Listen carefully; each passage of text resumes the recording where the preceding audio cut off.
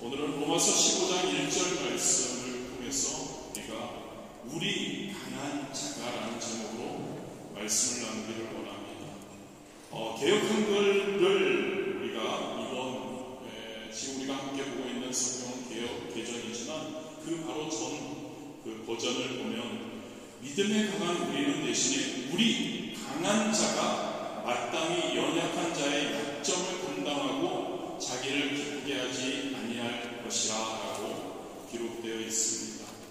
우리가 지난 수요일부터 말씀 충만하기 위해 공동체의 성경 읽기로 함께 읽고 있는 로마서, 이 로마서는 기독교의 진리를 조직적으로 다루는 책입니다. 특히 본서가 다루고 있는 이신득의, 즉 오직 믿음으로 말미암아 의롭게 된다는 이 교리는 기독교의 핵심이라고 할 수 있습니다.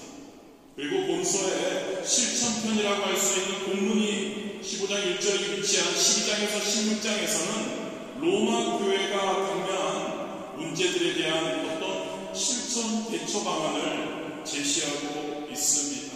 특히 본문에서 사도 바울은 저와 여러분에게 이야기합니다. 로마 성도들에게 이야기합니다. 믿음의 강한 자가 믿음의 약한 자의 약점을 담당하고 자기를 기쁘게 하지 말라고 권고하고 있습니다. 저와 여러분, 성령 충만하기를 원하고 하나님을 기쁘시게 하고 이웃을 기쁘게 하기 원하는 저와 여러분 성도 그리스도인들, 오늘 이 본문을 통해서 어떤 삶을 살아야 할지에 대해서 한번 살펴보기를 원합니다. 다시 한번 본문을 읽어드립니다. 우리 강한 자가 마땅히 연약한 자의 약점을 담당하고 자기를 기쁘게 하지 아니할 것이라. 사도 바울은 가장 먼저 우리 강한 자라고 시작을 합니다. 우리 자신 그리고 성도들 자신을 강한 자의 그러한 부류에 포함시키고 있습니다. 강한 자는 보통 우리는 능력 있는 자라고 할 수 있고요, 연약한 자는 어려운 문제를 해결할 수 없는 자를 가리킨다고 볼 수 있습니다. 즉 본절은 그 의미는 능력 있는 자, 강한 자가 마땅히 능력 없는 연약한 자를 도우라는 의미라고 할 수 있습니다. 강한 자, 우리, 즉 여러분 성도들은, 저와 여러분은 강한 자가 되어야 함을 이야기하고 있습니다. 저와 여러분 강한 자가 되기를 원합니다. 한번 살펴보기 원합니다. 여러분 성경을 보면 하나님은 가난한 자와 약한 자에게 관심이 많으시죠. 하나님은 그들을 돌보아주고 섬기는 것을 기뻐하십니다. 그와 같은 일을 하나님께서는 참된 동건이라고 하시고, 하나님은 약한 자들에게 관심이 많으십니다. 그러나 여러분 잘 들으십시오. 그렇다고 해서 하나님이 가난한 것과 약한 것 그 자체를 좋아하시는 것이라고 오해해서는 절대 안 됩니다. 이사야 42장 3절에 보면 상한 갈대를 꺾지 아니하며 꺼져가는 등불을 끄지 아니하고 진실로 정의를 시행할 것이냐라고 기록합니다. 하나님은 상한 갈대를 꺾지 않으시고 꺼져가는 등불도 끄지 않으시는 분이십니다. 그러나 하나님은 성도인 저와 여러분이 상한 갈대와 꺼져가는 등불과 같은 삶을 살기를 원하시는 것은 아니라는 것을 우리가 꼭 기억하기를 진심으로 원합니다. 하나님은 성도인 저와 여러분들이 단단하고 강한 백향목이 되기를 원하십니다. 하나님은 저와 여러분 성도들에게 어떠한 바람에도 쉽게 꺼지지 않는 횃불이 되기를 원하고 계신다는 것, 우리가 항상 기억하기를 원합니다. 예수님은 우리들에게 또 말씀하시죠. 낮아지라고 말씀하십니다. 그런데 여러분 이것 또한 우리의 자세를, 우리의 어떠한 모습을 낮추고 겸손하라는 말씀이지, 우리에게 어떠한 심력을 낮추어서 무능한 자가 되라는 말씀이 아니라는 겁니다. 낮아지라, 이 말씀은 높은 것을 전제로 한 거죠. 그렇습니다. 여러분 성도인 저와 여러분은 강한 자가 되어서 신뢰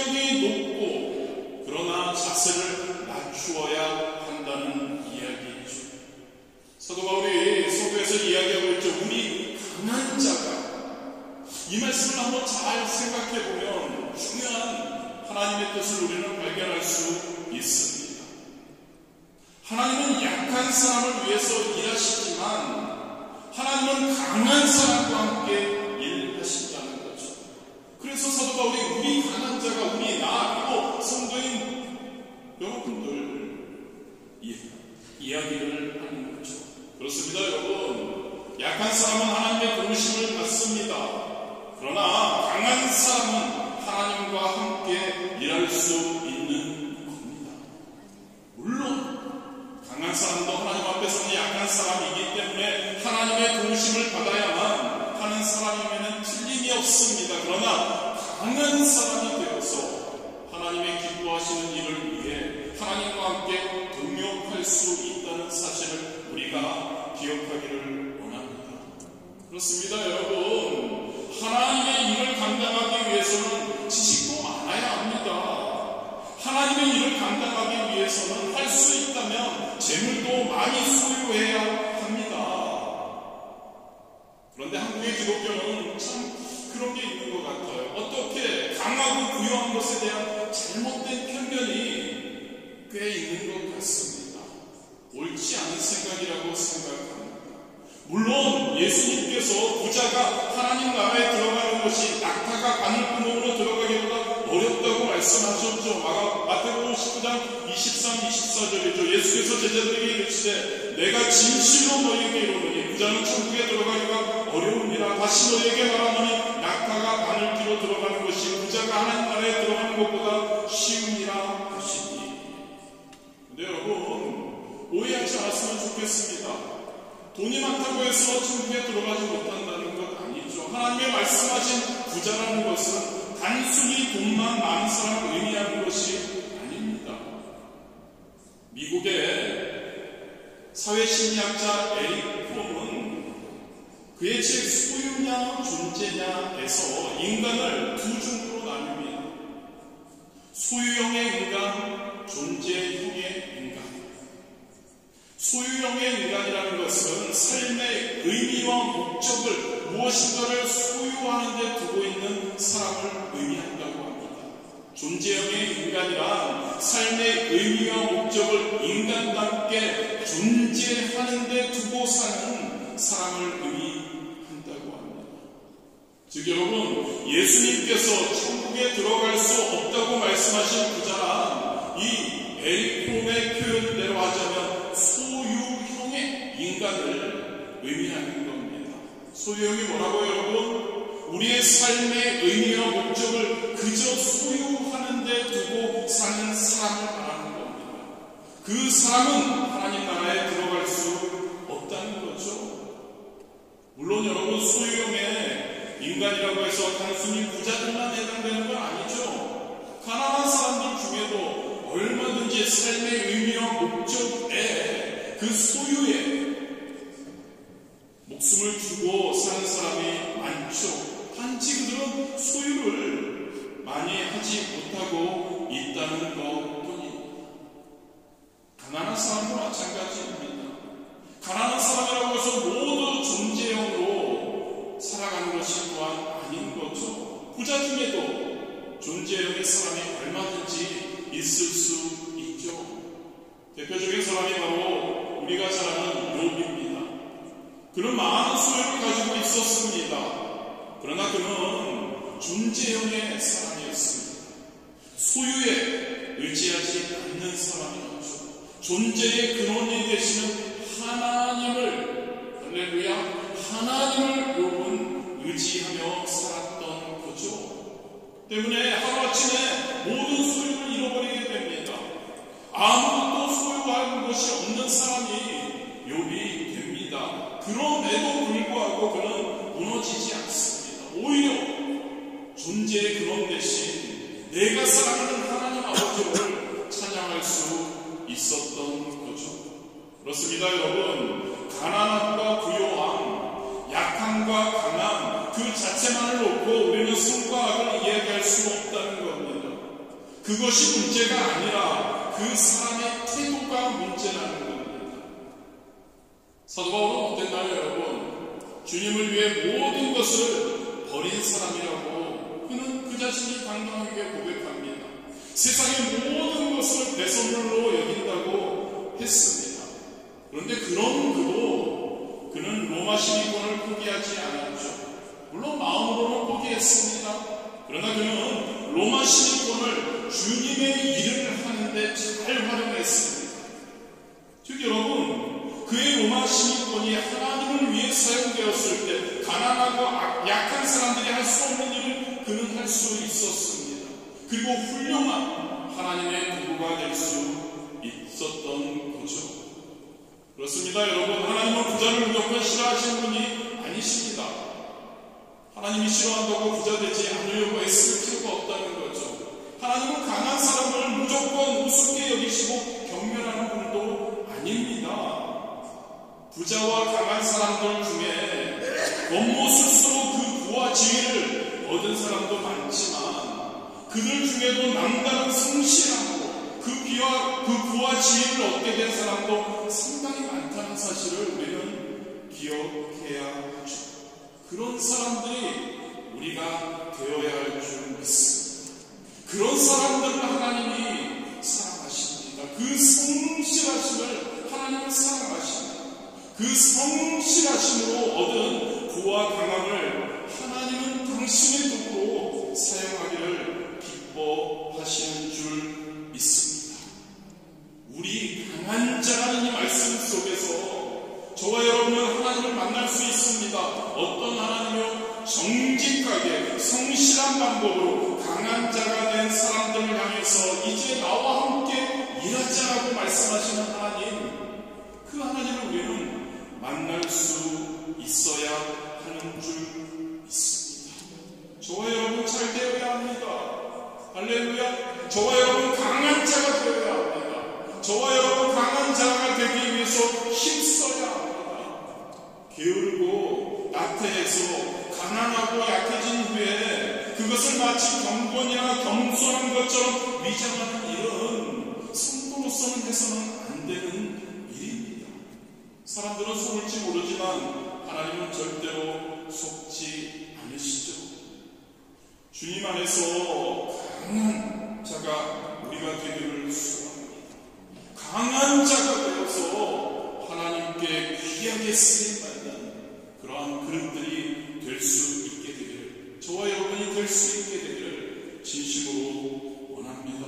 고린도전서 16장 13절입니다. 깨어 믿음에 굳게 서서 남자답게 강건하라. 디모데후서 2장 1절입니다. 내 아들아, 그러므로 너는 그리스도 예수 안에 있는 은혜 가운데서 강하고, 할렐루야. 그리스도인이라면, 하나님을 사랑한다면 열심히 사십시오. 성실하게 사십시오. 돈 많이 벌으십시오.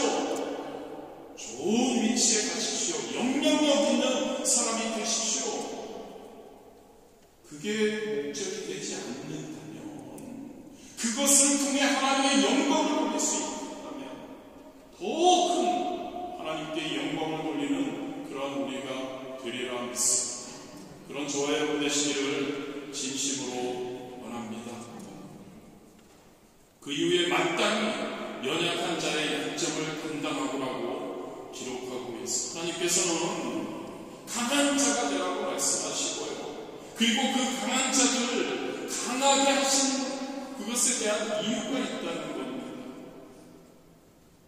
사도 바울은 자신과 같은 강한 자들에게 그 강함, 그러한 것이 주어질 때는 이유가 있다는 겁니다.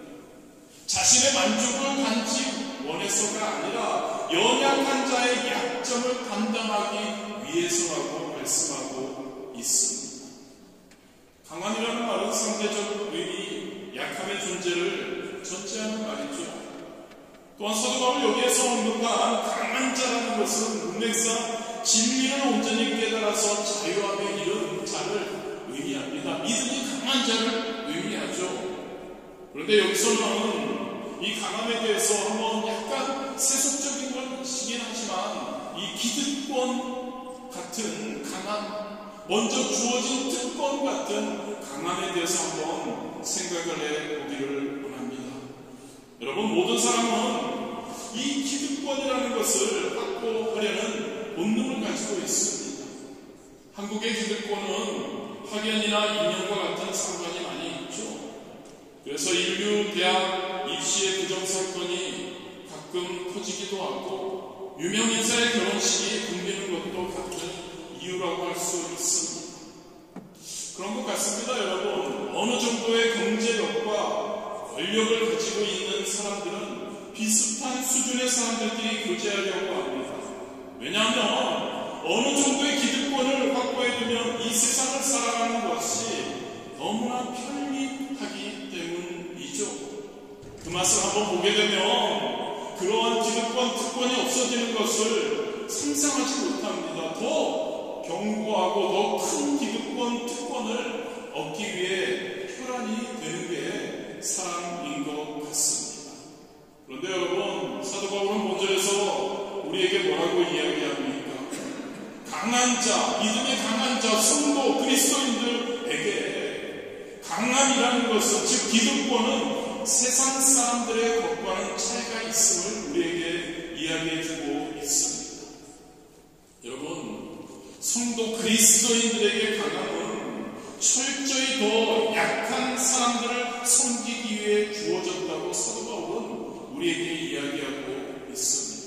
이 사실을 저와 여러분 분명하게 성도라면, 그리스도인들이라면 하나님을 기쁘게 하고 이웃을 기쁘게 하는 그러한 성령 충만한 삶을 살기를 원한다면, 그렇다면 이것을 항상 기억해야 합니다. 만약 하나님께서 여러분들을 강하게 하셨다면 이것은 여러분들에게 약한 자 위에 군림하거나 그들을 판단하거나 그들을 자기 자랑의 근거로 삼으라고 하신 것이 아님을 꼭 깨달으시기를 바랍니다. 하나님이 우리를 강한 자로 삼으신 것은 약한 자를 섬기고 그들을 위해 봉사하라고 한 것입니다. 여러분, 동물들의 생존 방식은 어떻습니까? 적자 생존이라고 합니다. 환경에 잘 적응하는 그러한 동물들이 살아납니다. 약육강식이라고 합니다. 약한 자가 강한 자에게 먹힌다라는 그러한 생존의 방식이 동물들. 그래서 여러분, 동물들은 약한 동물들의 약점을 공격해서 그들을 잡아먹으면서 살아갑니다. 그런데 그 방식을 악하다고 할 수 없습니다. 왜냐하면 하나님께서 그 동물들을 그렇게 살도록 지으셨기 때문이죠. 그런데 여러분, 사람은 어떻습니까? 사람의 생존 방식은 다릅니다. 강한 자가 약한 자의 약점을 담당하여 도우며 살라고 하나님께서 사람을 지으셨음을 믿으시기를 바랍니다. 그렇습니다, 여러분. 강한 자는 자기를 위해서 존재하는 것이 아닙니다. 약자를 위해서 존재하는 것이 바로 하나님의 법칙인 겁니다. 강한 자는 약한 자의 약점을 담당하는 거죠. 동물과 인간을 구별하게 하는 자리이죠. 우리가 살아가는 예수님은 어떤 분이셨나요? 그분은 강한 분이셨죠. 하나님이신데 그분은 모든 것을 가지신 분이셨죠. 그런데 여러분, 우리 예수님은 이 땅에서 어떻게 사셨나요? 군림하셨나요? 판단하셨나요? 자랑하셨나요? 아니죠. 우리 주님은 철저히 섬기는 삶을 사셨습니다. 섬기되 약한 자, 가난한 자, 소외된 자를 더 섬기고 그들을 위해 자기를 희생하셨죠. 자기 가진 모든 것을 그분은 약한 자를 위해 쓰셨습니다. 그의 능력도, 그의 생명도 십자가에서 여러분, 죄인들과 약한 자를 위해 아낌없이 내놓으신 분, 바로 예수님. 우리가 믿는, 우리가 사랑하는 그 예수님, 우리가 본받으려고 하는 그 예수님이죠. 사도 바울은 여러분, 오늘 본문을 기록하고 우리에게 이야기해주는 사도 바울은 어땠나요? 잘 아시잖아요. 사도 바울은 강한 사람이었죠. 신분적으로도 모든 면에서 최고의 사람이었죠. 그러나 그는 하나님의 진리를 알았습니다. 그리고 하나님의 또한 그는 삼층천의 신비를 깨달을 정도로 영적으로도 최고의 사람이었죠. 능력 또한 많았습니다. 그래서 사도 바울은 어떻게 했나요? 사람들 위해 군림하지 않았죠. 주님처럼 철저히 섬기는 삶을 살았던 자입니다. 왜요? 하나님이 자기를 강하게 하신 이유는 다른 사람을 섬기게 하기 위함임을 깨달았기 때문입니다. 저와 여러분을 하나님께서 너무 감사하게 영적으로 육적으로 강하게 하셨다면 그 이유 역시 동일하다고 생각이 됩니다. 저와 여러분에게 다른 사람을 섬기도록 하기 위해서 그러하신 줄 믿습니다. 우리 예수님을 기억하기 원합니다. 사도 바울을 기억하기 원합니다. 여러분, 우리가 강한 것, 우리의 자랑, 판단, 군림의 기회로 삼지 않기 원합니다. 섬김과 봉사의 기회로 삼을 수 있게 되기를 진심으로 원합니다. 가졌으나 누리지 않고 약한 이들을 찾아가는 그러한 삶, 그 일을 위해서 하나님 저와 여러분을 강하게 하신 줄 믿기 원합니다. 마태복음 20장 28절에도 인자가 온 것은 섬김을 받으려 함이 아니라 도리어 섬기려 하고 자기 목숨을 많은 사람의 대속물로 주려 함이니라. 예수님의 고백입니다. 예수님이 그러셨다고. 마지막으로 성도 사도 바울은 자기를 마지막 소절에요. 기쁘게 하지 아니할 것이라고 말하고 있습니다. 여러분, 사람들은 다 자기 중심적인 존재입니다. 무엇을 하든지 자기를 위해서 합니다. 왜요? 자기를 기쁘게 만족하게 하기 위해서 하는 거죠. 그래서 자기를 기쁘게 하기 위해서라면 다른 사람에게 피해를 주는 일도 서슴없이 하는 경우가 많습니다.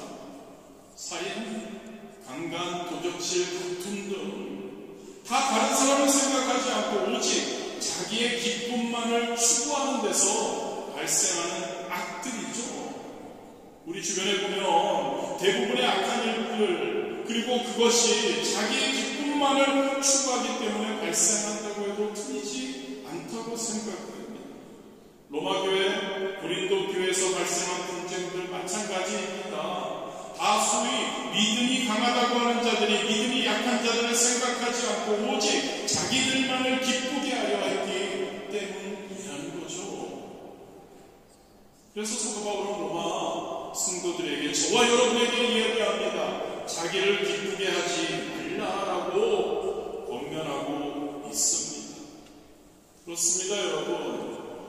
그리스도인들은요, 바로 성도들은요, 아니 성도들만큼은요, 자기를 기쁘게 하려고 하지 말아야 합니다. 이웃을 기쁘게 하려고 해야 할 줄 믿습니다. 그리스도인으로서 마땅한 자세이죠. 그것은 우리의 영원한 표대가 되시며 믿음의 주가 되시는 예수 그리스도께서, 우리가 사랑하는 예수 그리스도께서 그와 같이 행하셨기 때문이죠. 그리스도인이 뭡니까? 그리스도인이 누구입니까, 여러분? 예수 그리스도를 따르는 자죠.